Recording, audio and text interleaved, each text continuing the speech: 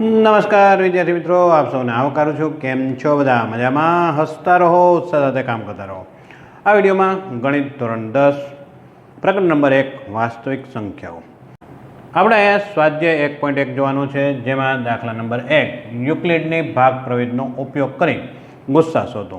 હવે આપણે ભાગ પ્રવિધિની અંદર જોઈએ તો આપણે ખ્યાલ છે કે ભાગાકાર કરીએ તો અહીંયા ભાજક હોય, ભાજ્ય છે, ભાગફળ છે, અને અહીંયા જે વધે એ આપણી પાસે શેષ મળે. તો ભાગ પ્રવિધિની અંદર આપણે આને ગોઠવીએ તો આપણે આને એ કહીએ, આને આપણે ક્યુ કહીએ, બી કહીએ અને આને આર કહીએ. તો એ ઇઝ ઇક્વલ ટુ બી ક્યુ વત્તા આર, એટલે કે ભાજક અને ભાગફળનો ગુણાકાર વત્તા શેષ. આ મુજબ આપણે જવાનું છે. ખૂબ સરળ છે. આપણે જે ભાગાકાર કરીએ છીએ એ જ મુજબ જવાનું છે. તો પહેલો દાખલો જોઈએ તો પહેલા દાખલાની અંદર કોણ મોટું છે? તો કે 225 ગ્રેટર દેન 135.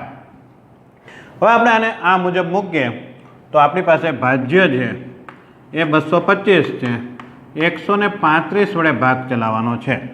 તો 135 વડે ભાગ ચલાવીએ તો આપણી પાસે છે 225. તો 135 એકા 135, અહીંયા જોઈએ 0, 12માંથી 3 જાય એટલે 90 રહેશે. તો અહીંયા જોઈએ આપણે તો 1 વડે ગુણ્યું શેષ છે એ 90 રહે. શેષ છે એ 0 છે, ભાગફળ છે 1 છે, એટલે ભાજક ગુણ્યા ભાગફળ અને શેષ શૂન્ય છે. આપણી પાસે શેષ મળી નથી, એટલે આપણે આ જે આપણી પાસે ભાજક છે એને આપણે ભાજ્ય બનાવી દઈશું. ભાજ્ય બનાવ્યું, શેષ છે એને આપણે ભાજક બનાવશું. 90 વડે આપણે ભાગ ચલાવીએ 135માં તો 90 એકા 90થી ચાલશે. અહીંયા 13માંથી 9 જાય 4, 45 વધશે.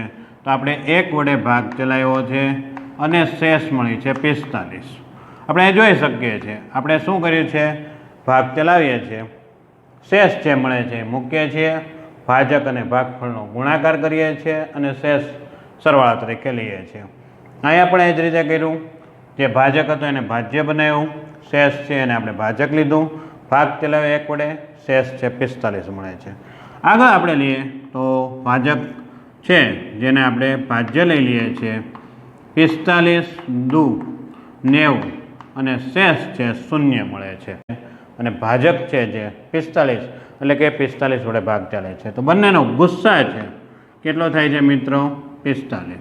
તો ગુસ્સા 135 અને 225, જેનો ગુસ્સા છે 45 પ્રાપ્ત થાય છે.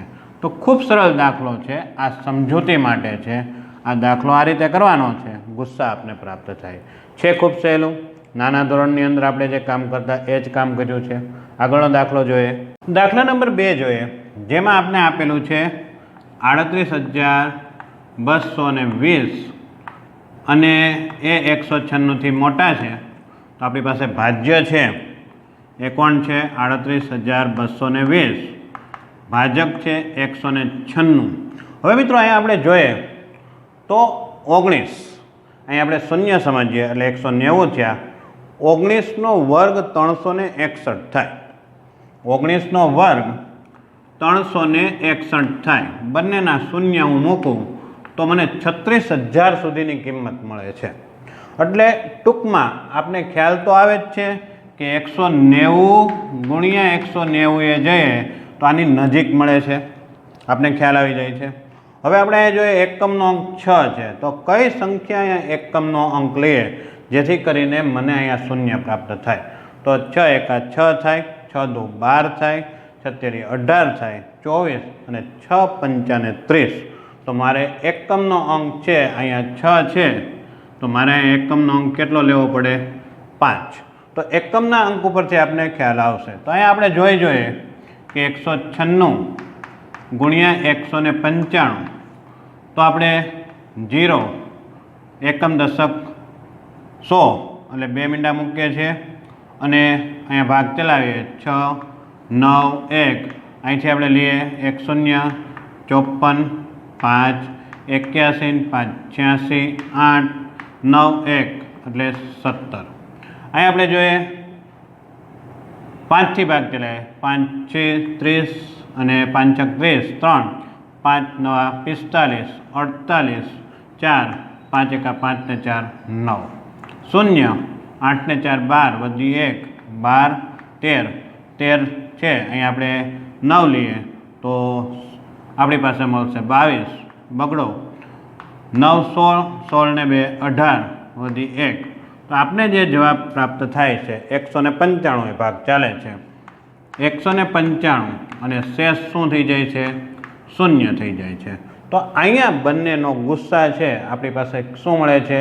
196 છે એનો ગુસ્સા થાય છે. તો આપણે લખી શકીએ છીએ કે ગુસ્સા 38,220 અને 196નો ગુસ્સા છે 196 પ્રાપ્ત થાય છે. આગળનો દાખલો જોઈએ. ત્રીજા દાખલામાં જોઈએ આપણે તો આપણી પાસે છે 867 ગ્રેટર ધેન 255. હવે આપણે ભાગ ચલાવવાનો છે તો આપણી પાસે ભાજ્ય છે 867, ભાજક છે 255. તો 255 વડે આપણે ભાગ ચલાવીએ, 255 અને 867 આપણે અહીં જોઈએ તો 25 તેરી 75, તો 3 ભાગ ચલાવીએ, 3 થી ભાગ ચાલશે, 3 5 15, 15 16, 1 6 7, તો અહીંયા આપણે 3 થી ભાગ ચલાવીએ છીએ તો 765.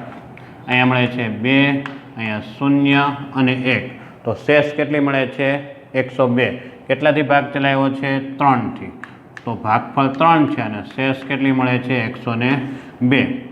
હવે આપને ખબર છે કે આ ભાજક છે એ શું થઈ જશે? ભાજ્ય. તો આને આપણે આગળ લઈ લઈએ, 255 અને આ છે એ ભાજક થઈ જાય છે. 102 વડે ભાગ ચલાવીએ 255માં તો આપને ખ્યાલ છે 2 વડે ભાગ ચાલશે, 204, 1 5 અને 0, 51 મળે છે. કેટલા વડે ભાગ ચલાવ્યો છે? 2 વડે, અને શેષ જે મળે છે 51. હવે આપને ખબર છે કે ભાજક જે છે એને આપણે ભાજ્ય લેશું, 102, 51, 51 2, 102, તો શેષ કેટલી થઈ ગઈ? 0. તો ભાગ પ્રવિધ મુજબ શેષ 0 થાય છે, તો 51 છે તેનો ગુસ્સા થશે. તો અહીં આપણે લખીએ કે ગુસ્સા 857 અને 255 શું થાય છે? તો કે 51 ગુસ્સા આપને પ્રાપ્ત થાય છે.